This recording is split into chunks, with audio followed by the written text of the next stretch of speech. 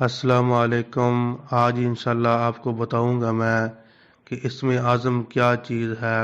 اسم اعظم وہ چیز ہے جس کے پڑھنے سے اللہ تعالیٰ اپنے بندے کی ہر دعا کو قبول فرما لیتے ہیں۔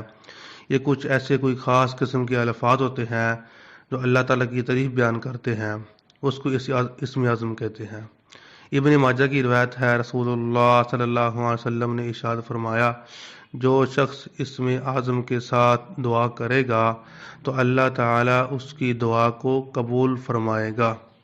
اور اسم اعظم کے الفاظ میں اختلاف ہے۔ جو میں آپ کو اسم اعظم بتاؤں گا یہ ابو داؤد، ترمذی اور ابن حبان، ابن ماجہ کی روایت کے اندر آتا ہے۔ اللہم انی اسألک بأن لك الحمد لا إله إلا أنت الحنان منان بديع السماوات والأرض یا ذا الجلال والإکرام یا حی یا قیوم اسألک۔ یہ الفاظ ہیں، یہ الفاظ آدمی کو پڑھ کر آدمی کو دعا کرتا ہے، اللہ تعالیٰ اس کی دعا کو قبول فرما لیتے ہیں۔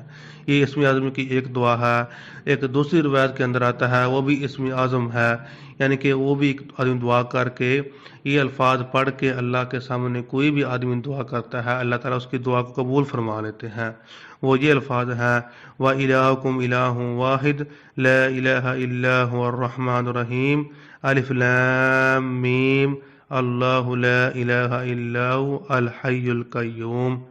یہ دونوں یعنی کہ دونوں کلمات ہیں، ایک پہلے اسم اعظم ہے یا دوسرا ہے۔